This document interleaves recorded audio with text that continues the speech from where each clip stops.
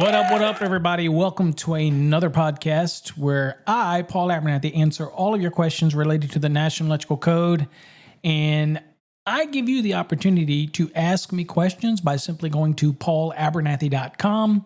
And you can submit questions to me here at the Let's Ask Paul podcasts. And I will do my best to answer those questions for you, either in an email or where selected on an upcoming podcast, much like today's podcast.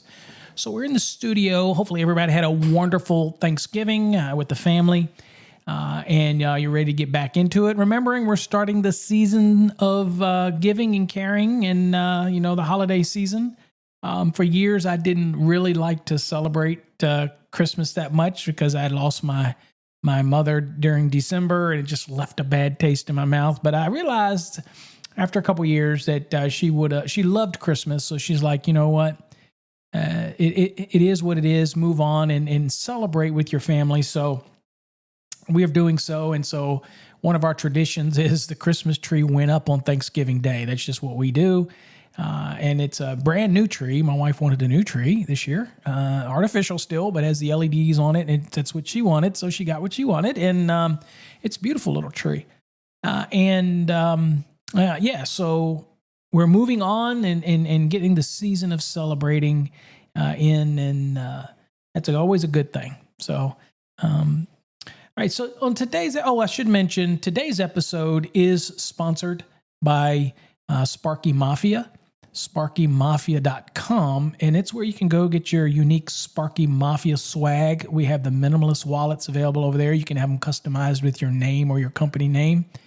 If you're interested in those, check it out. There's also some other things over there, some hats and shirts and other goodies over there, mouse pads or whatever. I'm not 100% sure, but go check it out over at sparkymafia.com.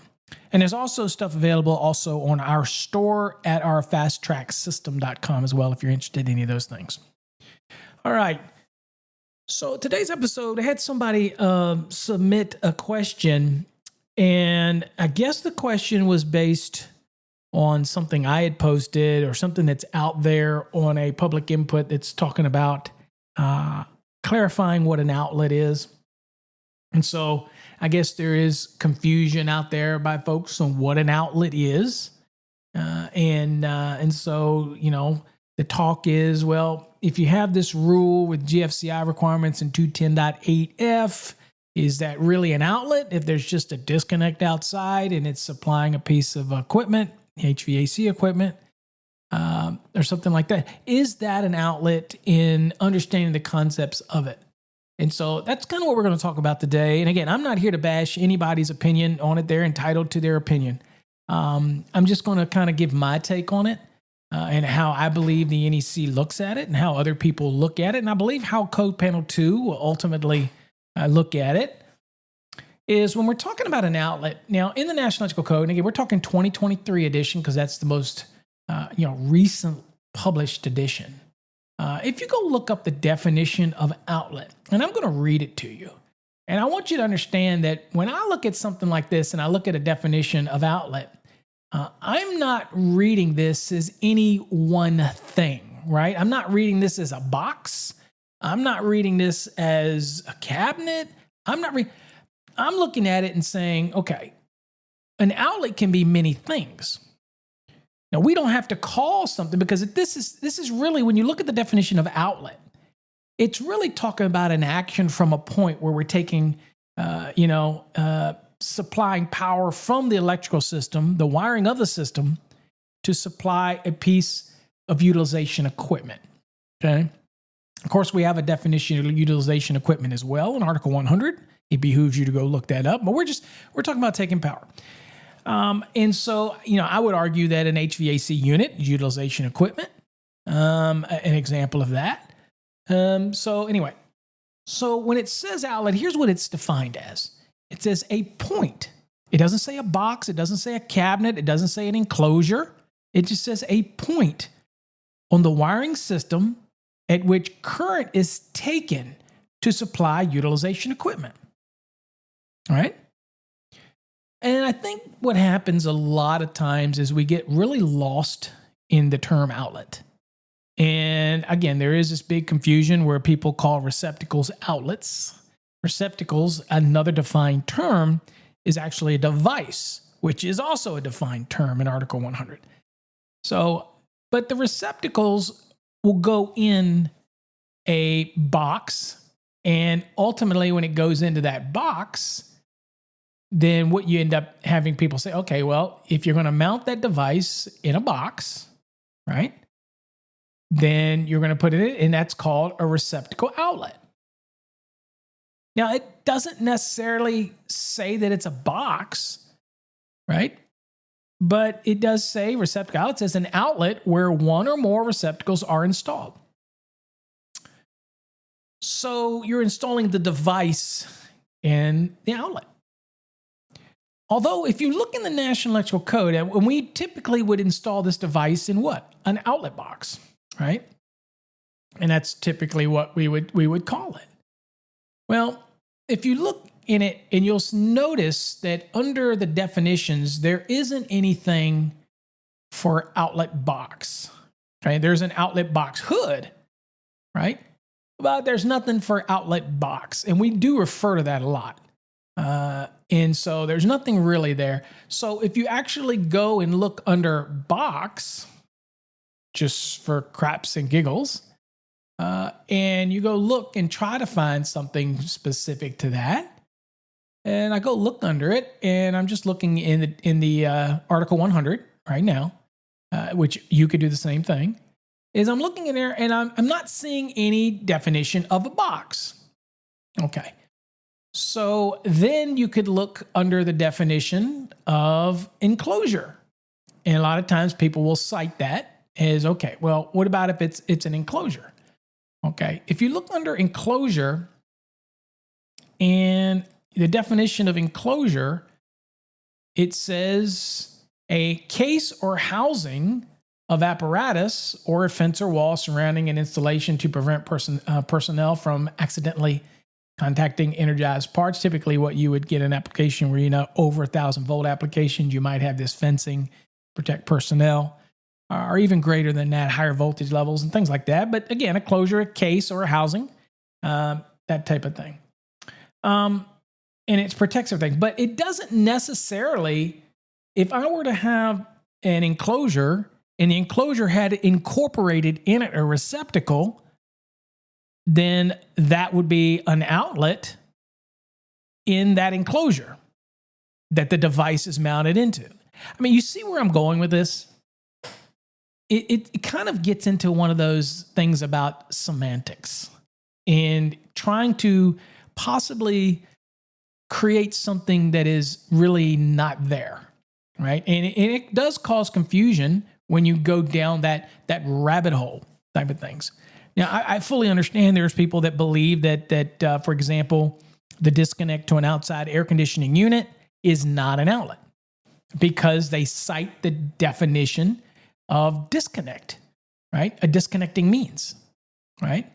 And so disconnecting means says that it is a device or group of devices or other means by which the conductors of a circuit can be disconnected from their source of supply. So you have to understand that the disconnecting means, if it's an exterior disconnect that's there for the air conditioning unit, let's say, HVAC unit, then if you look at it this way, the source of power comes to the disconnect on the line side. The disconnect breaks that. That is an enclosure to which this disconnect, this device, breakers, fuses, whatever, switch, is installed inside of it. But that is the source of power to that point. From there, it's supplying power to the unit from the system, which classically would be how we would come up with it being also an outlet. Why? Because of the definition of an outlet. See, the definition of an outlet didn't put itself in a nice little package of just boxes or just cabinets or just enclosures. It literally can be a point on the system where you take power to supply utilization equipment. You have lighting outlets, okay, the defined term. You have receptacle outlets, defined term. It just so happens that those devices could be mounted into a box, right?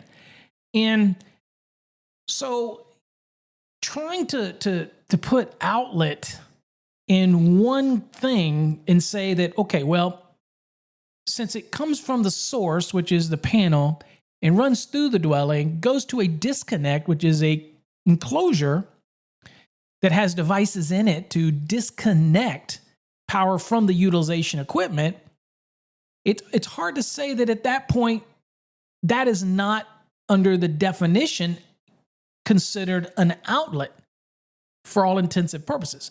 And that is kind of where they have gotten at in the rules that changed, for example, in 210.8F.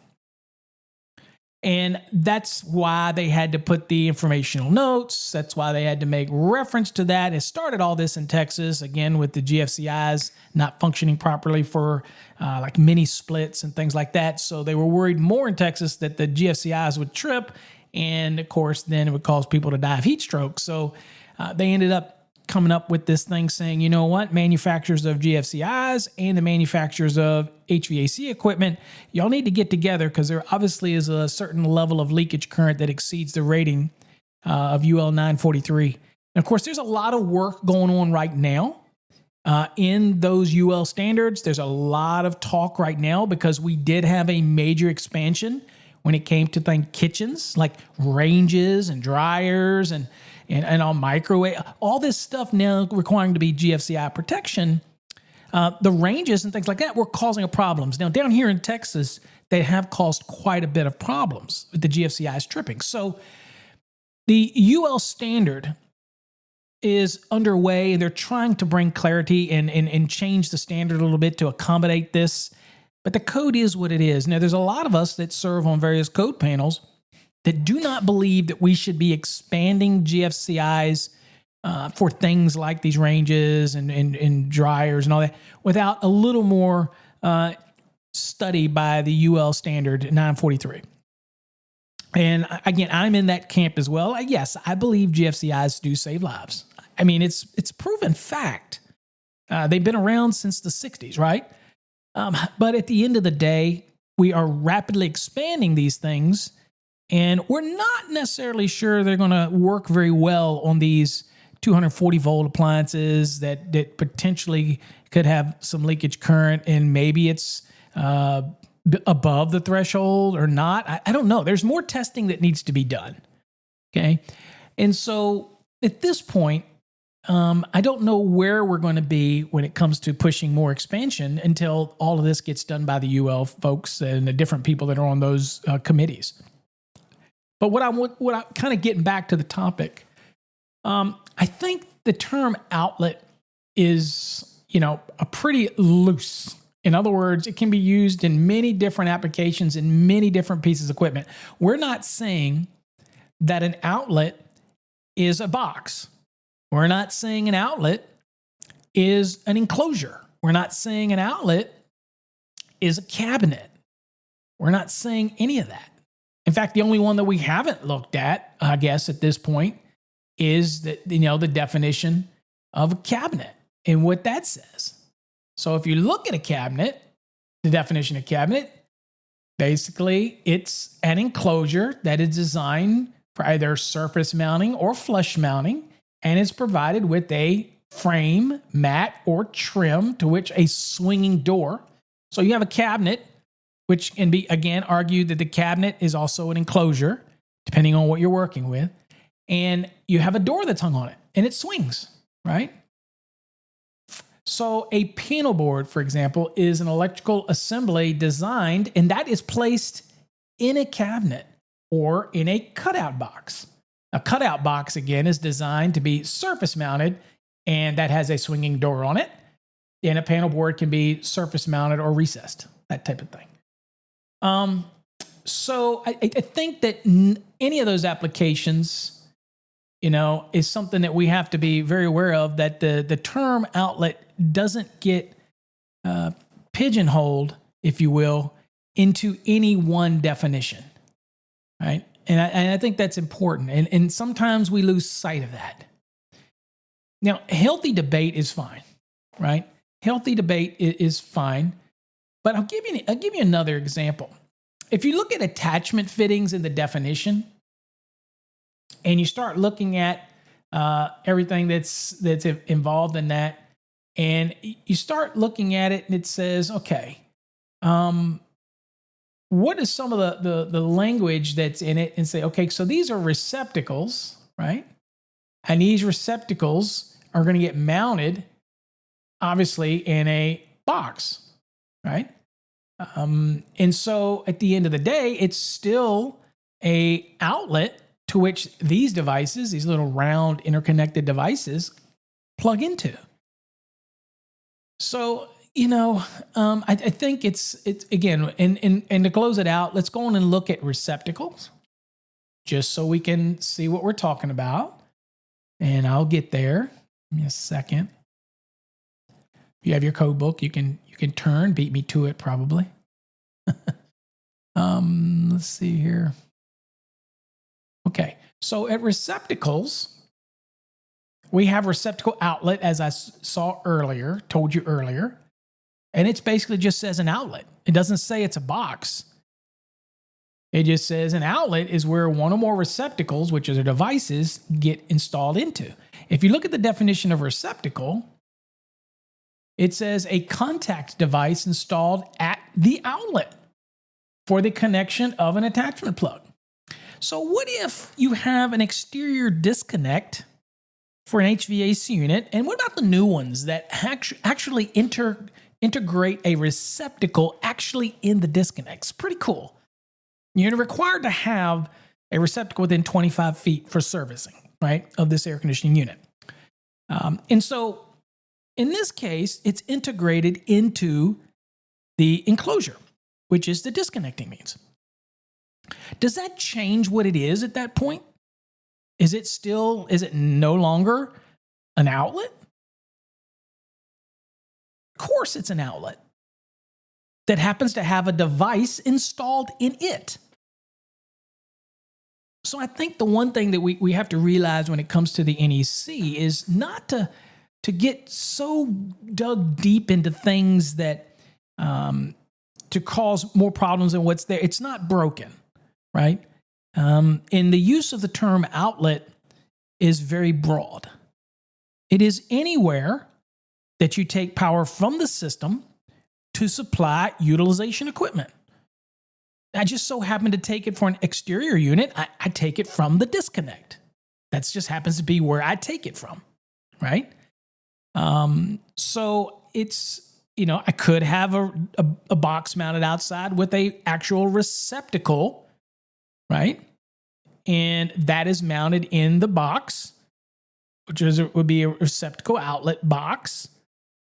And that rule would still apply to that as well. 210.8F would apply to that as well. GFCI protection. Of course, all receptacles outside GFCI protection, right? The concepts here. So I think, again, trying to really understand, and I'll wrap it up here for the episode. I think it's important to understand that we do not want to take the term outlet and lock it in, because the term outlet can be broadly used for many things. And there's many situations where we create an outlet, and that's where we get power from the building's wiring system to supply utilization equipment. And so the term outlet is not locked to any one thing like a box, or any one thing like a cabinet, or an enclosure, or a cutout box, or disconnecting means, or all those type of things. I think it's the nature of the definition that speaks volumes. Okay? All right, but that's enough of this episode. I just wanted to thank everybody for listening to our podcast. And for those that are listening to this podcast who disagree with my position and want to do their own podcast on it and, snippet little pieces of it because they can't do anything original of their own, well, at least I had 20 minutes of your time. Maybe you learned something today. Okay? All right. Till next time, folks, stay safe. God bless.